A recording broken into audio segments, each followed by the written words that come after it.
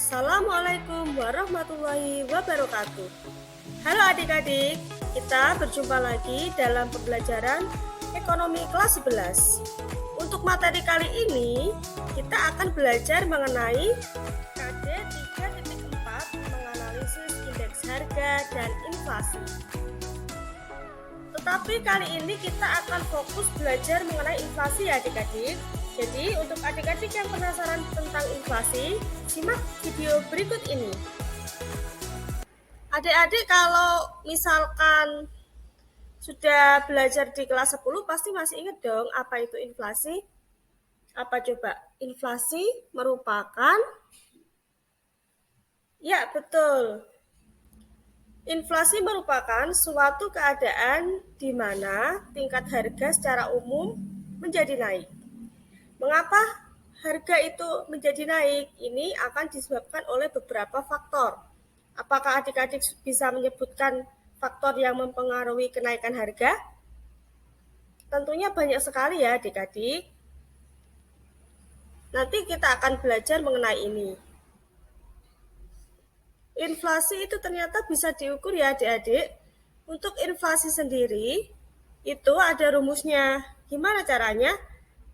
Dengan cara menghitung indeks harga tahun yang ditanyakan dikurangi dengan indeks harga tahun sebelumnya dibagi indeks harga tahun sebelumnya. Kemudian dikalikan 100%. Supaya lebih paham, adik-adik harus latihan soal dulu ya. Di sini ada contoh soal di mana indeks harga pada bulan Juli 2015 sebesar 110 dan indeks harga pada bulan Agustus 2015 sebesar 112. Maka laju inflasi pada bulan Agustus 2015 dapat dihitung sebagai berikut. Pertama-tama, adik-adik harus bisa mengidentifikasi soalnya. Kita tentukan dulu dengan melihat rumus tadi, yaitu rumus laju inflasi. Apa saja yang harus diketahui di dalam menghitung laju inflasi? Tentunya yang pertama adalah indeks harga tahun yang ditanyakan. Kemudian apalagi adik-adik? Ya betul, yaitu indeks harga tahun sebelumnya. Nah di sini diketahui di dalam soal tahun yang ditanyakan adalah Agustus 2015 sebesar 112. Kemudian tahun sebelumnya berarti Juli 2015 sebesar 110. Kalau sudah komponennya sudah ada semua, maka kita bisa melanjutkan untuk menghitung laju inflasi. Yang ditanyakan adalah bulan Agustus 2015, yaitu 120. Kemudian rumusnya bagaimana tadi? Dikurangi dengan indeks harga sebelumnya, yaitu Juli 2015. Jadi 120 dikurangi 110. Kemudian dibagi 110. Karena pembagiannya adalah indeks harga tahun sebelumnya. Kalau sudah ketemu dikalikan 100%, maka diketahui laju inflasi bulan Agustus tahun 2015 sebesar 1,82%. Bagaimana adik-adik? Sudah paham semuanya? Mudah ya? Kalau sudah paham mengenai perhitungan laju inflasi, kita lanjutkan untuk mengidentifikasi jenis-jenis inflasi. Jenis-jenis inflasi ini terbagi menjadi 3 ya adik-adik. Yang pertama berdasarkan laju kecepatannya. Yang kedua berdasarkan parah tidaknya. Yang ketiga berdasarkan sumbernya. Nah, apa sih jenis-jenis inflasi yang pertama ini? Ada berapa laju kecepatannya ini? Kemudian yang parah tidaknya juga ada berapa jenisnya? Yang ketiga sumbernya ini inflasinya ada berapa? Kita next ya. Inflasi berdasarkan laju kecepatan terbagi menjadi 3 jenis. Yang pertama kita sebut inflasi lunak. Apa sih inflasi lunak atau wild inflation? Di sini inflasi yang kecepatannya kurang dari 5% per tahun. Kalau kita melihat soal tadi, berarti ketemunya kan 1,82%, termasuk ke dalam inflasi lunak ya. Selanjutnya ada inflasi cepat atau galloping inflation, yaitu inflasi yang kecepatannya 5% atau lebih per tahun. Yang ketiga, ada inflasi meroket atau skyrocketing inflation, atau yang biasanya kita sebut menjadi hiperinflasi ya, yaitu inflasi yang kecepatannya lebih dari 10% per tahun.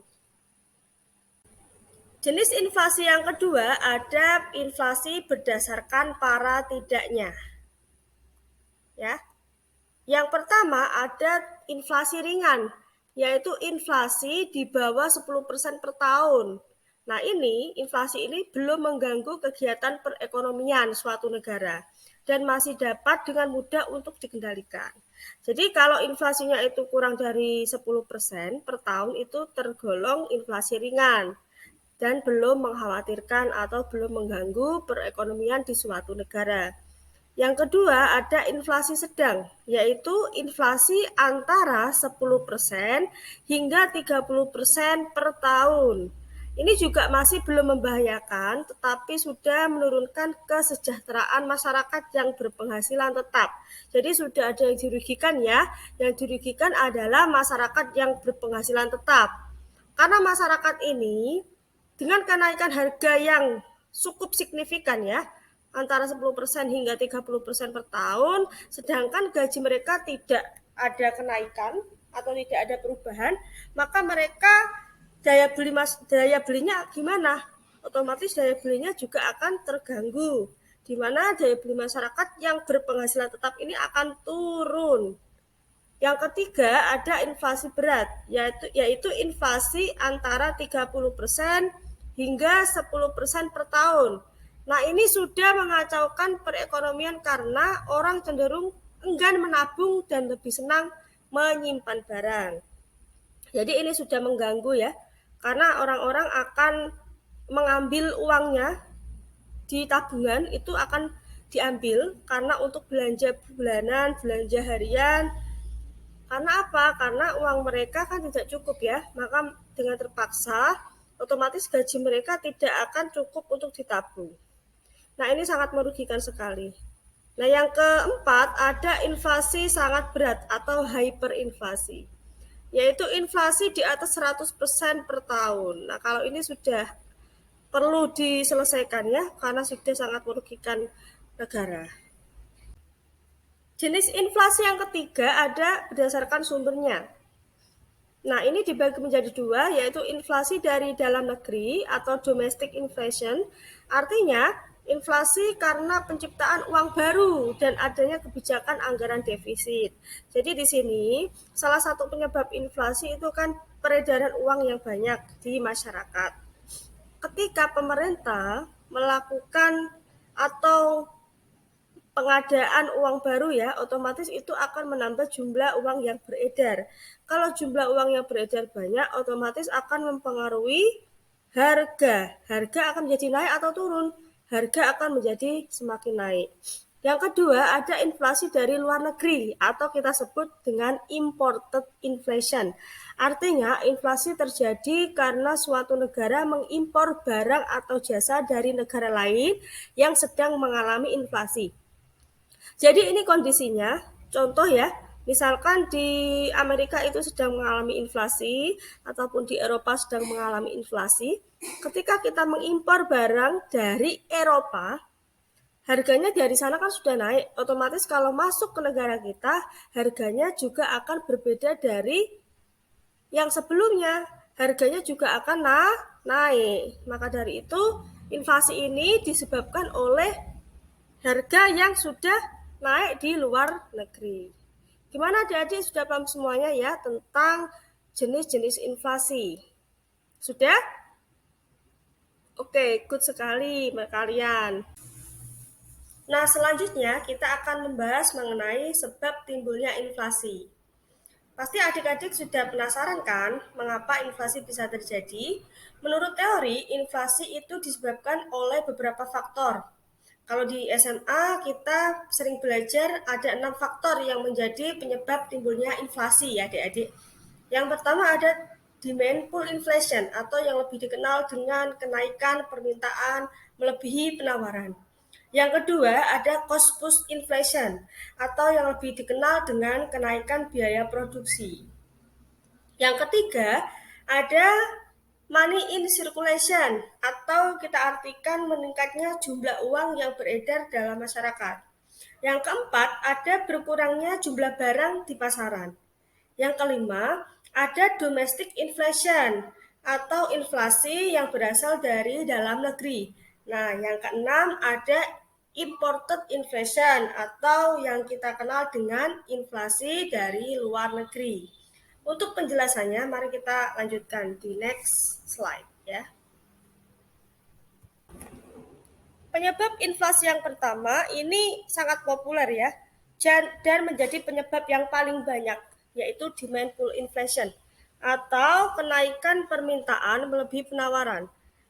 Hal ini disebabkan oleh beberapa faktor, misalkan pada saat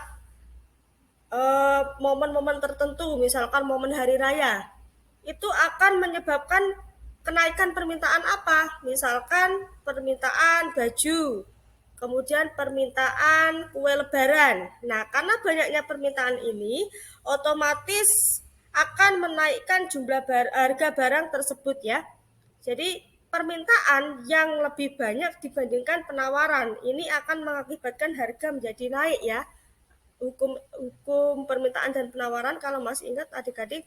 Jadi ketika barang yang diminta itu melebihi jumlah barang yang ditawarkan, maka akan mengakibatkan harganya menjadi naik. Nah, ini yang kita sebut dengan demand pull inflation. Yang kedua, penyebab inflasi karena cost push inflation atau kenaikan biaya produksi. Artinya di sini inflasi terjadi karena meningkatnya biaya produksi, sehingga harga barang yang ditawarkan mengalami kenaikan. Contohnya apa ini adik-adik? Misalkan barang itu bahan bakunya naik.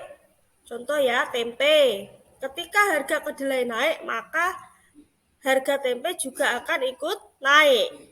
Ketika BBM naik, otomatis akan mempengaruhi kenaikan harga barang yang lain karena perlu didistribusikan ya.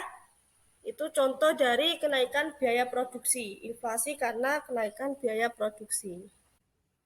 Penyebab inflasi yang ketiga yaitu money in circulation atau yang lebih dikenal dengan meningkatnya jumlah uang yang beredar dalam masyarakat. Hal ini terjadi karena terdapat penambahan jumlah uang yang beredar sehingga para produsen menaikkan harga barang. Untuk tes-tes tertentu, pemerintah akan menaikkan jumlah uang yang beredar. Supaya apa? Menstimulus daya beli masyarakat. Nah, di sini ketika jumlah uang yang beredar lebih banyak, otomatis produsen akan memanfaatkan momen ini untuk menaikkan harga barang. Sehingga produsen lebih banyak memperoleh untung ya atau laba. Penyebab inflasi yang keempat yaitu berkurangnya jumlah barang di pasaran. Hal ini terjadi karena penawaran barang yang ditawarkan oleh produsen itu mengalami penurunan sehingga jumlahnya sangat sedikit, sedangkan permintaan itu tetap atau semakin banyak. Hal ini bisa disebabkan oleh beberapa faktor. Misalkan penawaran buah-buahan di musim-musim tertentu. Misalkan buah mangga itu akan berbuah di musim panas ya adik-adik. Kalau buah durian biasanya berbuah di musim dingin. Nah, pada saat musim panas, otomatis durian ini penawarannya akan lebih sedikit. Begitu pula dengan buah mangga. Pada saat musim hujan, penawaran buah mangga akan lebih sedikit. Nah, ini mengakibatkan dari jumlah yang sedikit tersebut akan mengakibatkan kenaikan harga barang. Penyebab inflasi yang kelima adalah imported inflation.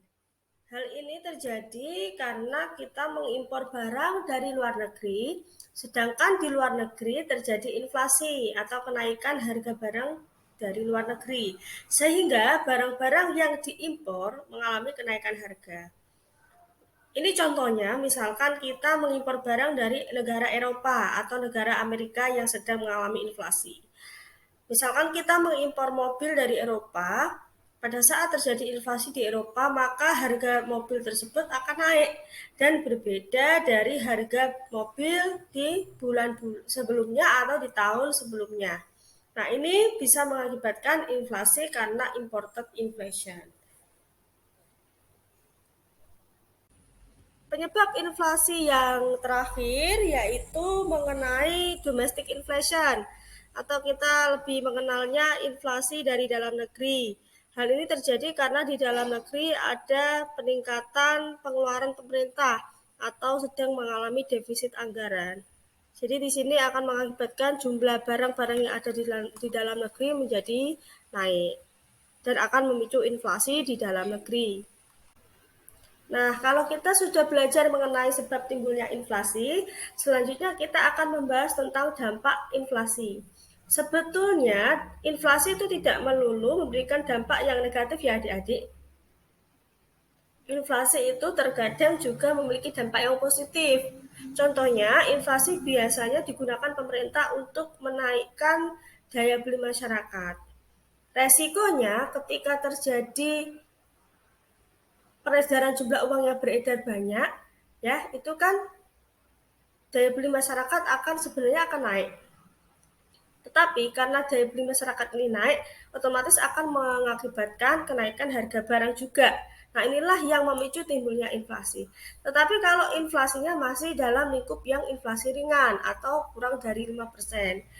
Ketika inflasi tersebut sudah naik menjadi 5% lebih, bahkan hyperinflasi, ini tidak cukup bagus ya adik-adik. Jadi perlu diselesaikan karena dampaknya sudah sangat merugikan bagi semua kalangan, baik itu masyarakat maupun pemerintah. Dampak inflasi yang pertama adalah terhambatnya pertumbuhan ekonomi negara. Karena harga barang yang terus-menerus naik secara signifikan, otomatis itu akan mengakibatkan nilai rupiah menjadi turun. Kalau nilai rupiah menjadi turun, otomatis apa yang terjadi? Otomatis kalau kita dulunya membeli mie instan itu hanya dengan uang 2.000, sekarang pada saat inflasi tidak bisa dengan uang 2.000, tetapi uang 10.000 baru dapat satu mie instan. Nah, itu akan mengakibatkan apa? Daya beli masyarakat turun. Kalau daya beli masyarakat turun, otomatis bagaimana? Otomatis akan berpengaruh terhadap masukan yang diterima oleh produsen. Selain itu, apa yang terjadi? Kalau harga barang terus-menerus naik, otomatis masyarakat yang berpenghasilan tetap ini tidak bisa menabung uangnya di bank. Kalau masyarakat tidak bisa menabung uangnya di bank dan lebih cenderung untuk menyimpan barang, investasi akan terhambat. Siapa lagi yang dirugikan? Yang dirugikan adalah pihak produsen. Kalau pihak produsen merasa rugi, otomatis dia tidak akan mampu memperoleh untung yang diinginkan. Kalau tidak untung, otomatis pajaknya juga berkurang. Pemerintah pemasukannya juga akan berkurang. Nah, inilah yang menghambat pertumbuhan ekonomi suatu negara. Dampak yang kedua adalah masyarakat yang berpenghasilan rendah tidak dapat menjangkau harga barang karena barang mengalami kenaikan ya. Otomatis kalau masyarakat yang berpenghasilan rendah, contoh misalkan mohon maaf kuli bangunan, itu misalkan awalnya mampu untuk membeli mie instan, jadi tidak mampu untuk membeli mie instan karena harganya naik berkali-kali lipat. Dampak yang ketiga adalah masyarakat akan cenderung untuk menyimpan barang daripada menyimpan uang. Boro-boro ya menyimpan uang untuk kebutuhan sehari-hari saja mereka masih kekurangan. Yang keempat, nilai mata uang turun karena adanya kenaikan harga barang. Contoh tadi, selain mie instan ya, bakso awalnya satu mangkok 10.000, ketika terjadi inflasi, bakso mungkin satu mangkok harganya menjadi 20.000. Cuma dapat satu mangkok, yang awalnya 10.000 bisa dapat 2 mangkok.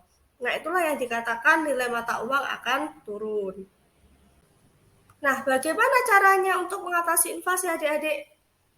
Untuk mengatasi inflasi, pemerintah tentunya akan berperan aktif dan memberikan kebijakan-kebijakan yang berkaitan dengan jumlah uang yang beredar ataupun pengeluaran dan pemasukan pemerintah.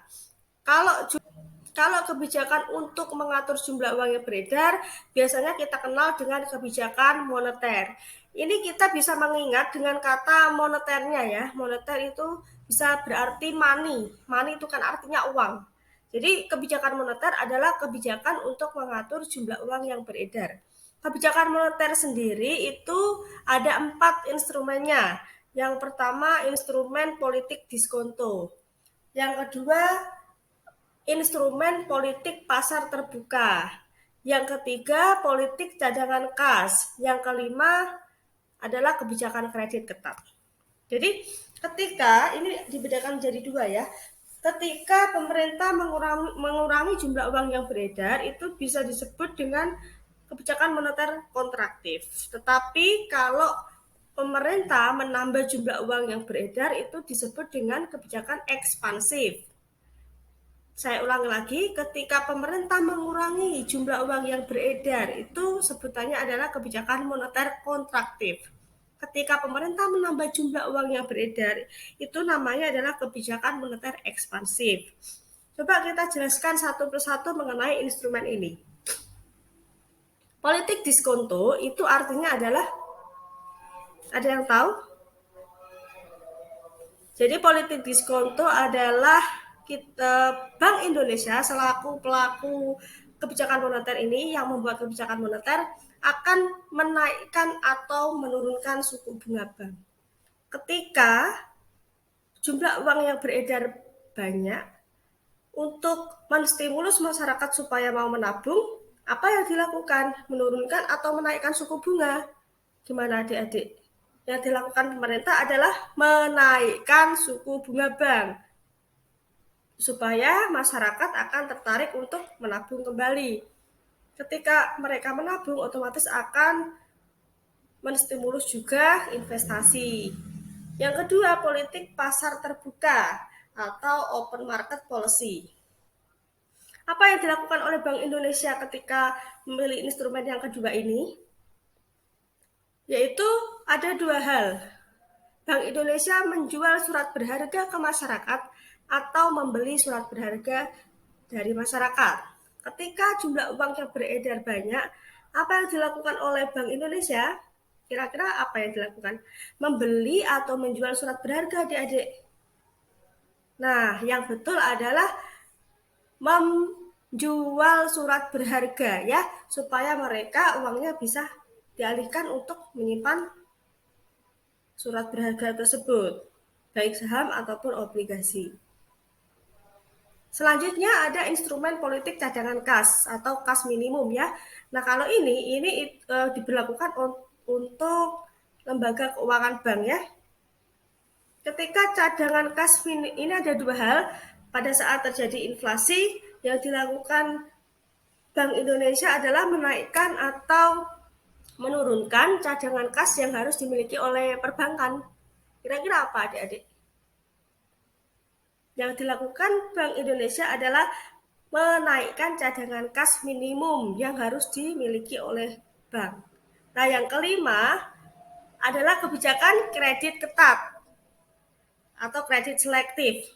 Ketika terjadi jumlah uang yang beredar banyak, otomatis untuk masyarakat yang melakukan pinjaman itu lebih mudah atau lebih sulit ya? Ya, betul. Masyarakat akan lebih sulit untuk melakukan pinjaman karena jumlah uang yang beredar kan sedang banyak. Kalau kita mempermudah pinjaman, otomatis akan menambah jumlah uang yang beredar. Sampai di sini sudah paham? Sudah bagus sekali ya, kita lanjutkan lagi. Selanjutnya kebijakan untuk mengatasi inflasi ini ada kebijakan fiskal. Di sini dibagi menjadi 3 instrumen, yaitu ada sistem perpajakan, kemudian politik anggaran, dan pinjaman pemerintah. Sistem perpajakan, pemerintah bermaksud memperkuat kas pemerintah dan dapat memperbesar pengeluaran yang bersifat umum. Sebaliknya, pemerintah juga bisa mengurangi tarif pajak, di mana pemerintah bermaksud memberi kesempatan perusahaan berinvestasi sekaligus meningkatkan konsumsi. Pada saat terjadi inflasi, pemerintah untuk realnya akan menaikkan tarif pajak. Ya, kalau misalkan menurunkan tarif pajak itu tidak menyelesaikan kasus inflasi ini.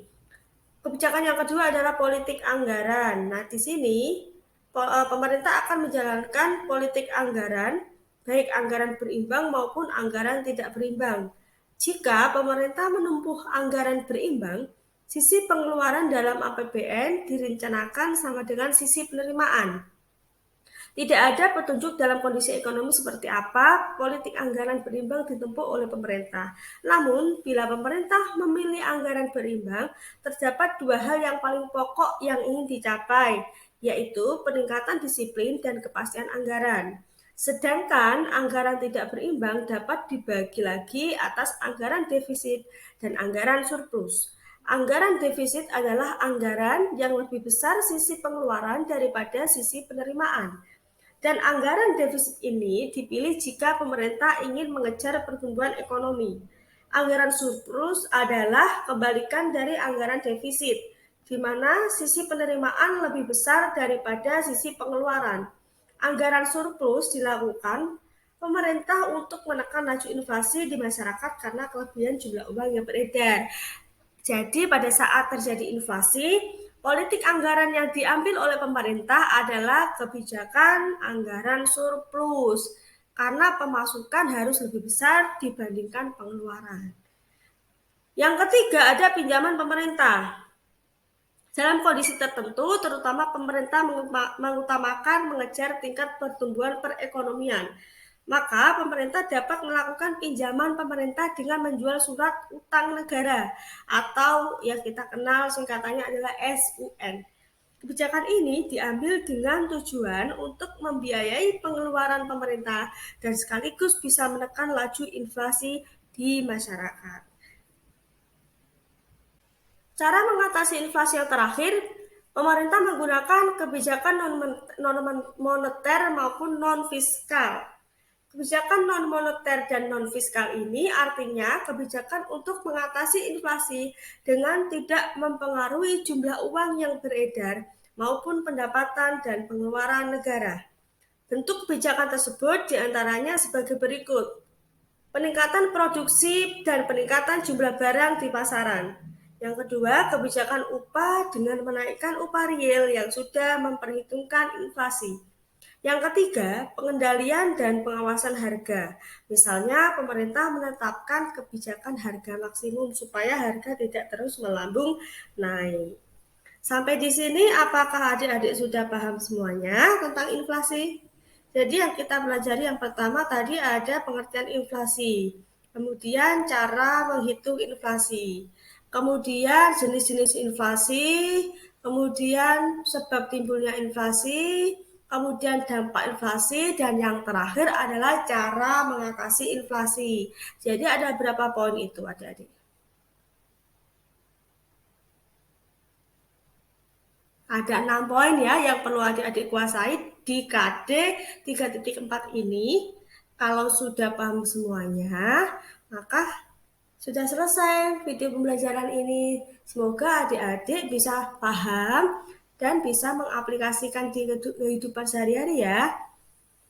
Tunggu video berikutnya dan terima kasih atas perhatiannya.